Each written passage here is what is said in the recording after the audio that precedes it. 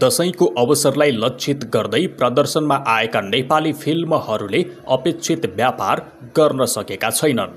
चलचित्र विकास बोर्डले सार्वजनिक गरेको ताजा बक्स अफिस रिपोर्ट अनुसार यो वर्षको दशैंमा रिलिज भएका 3वटै नेपाली फिल्म बलिदान, हरिबहादुरको जुत्ता र माइतीघरको प्रदर्शनको 15 दिनमा पनि ग्रस कलेक्सन 5 करोड नाग्न सकेको छैन।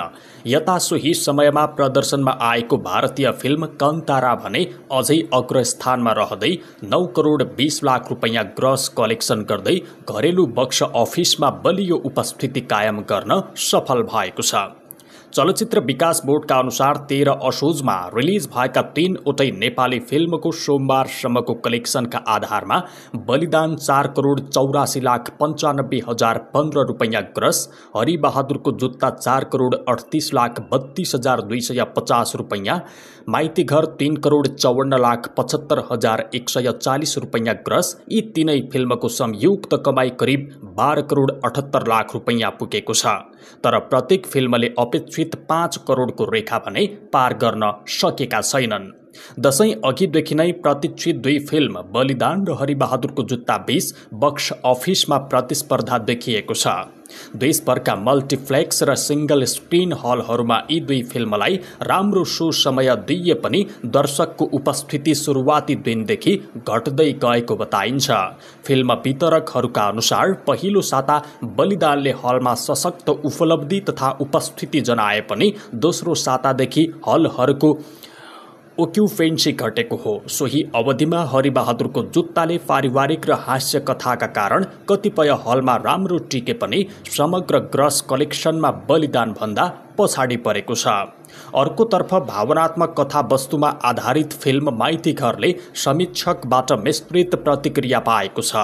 शान्त र धीमी गति भएको कथाले शहरका हलमा दर्शक ताने पनि ग्रामीण क्षेत्रमा भने कमजोर व्यापार गरेको वितरकहरूले बताएका छन्।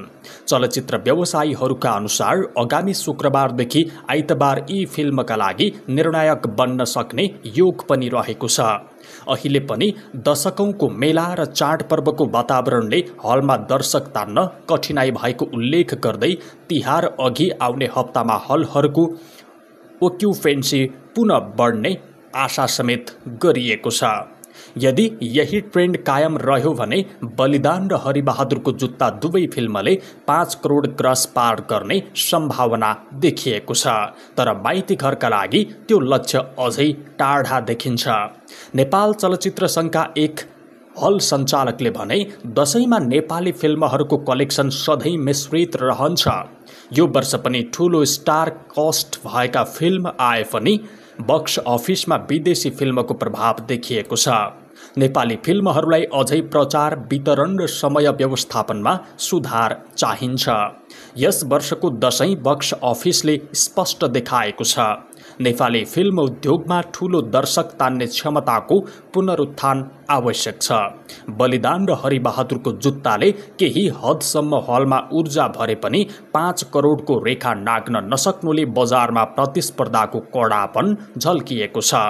आगामी तिहार र छठ पर्वमा नयाँ फिल्महरूको रिलिजसँगै नेपाली बक्स अफिसमा नयाँ उत्साह आउने अपेक्षा गरिएको छ।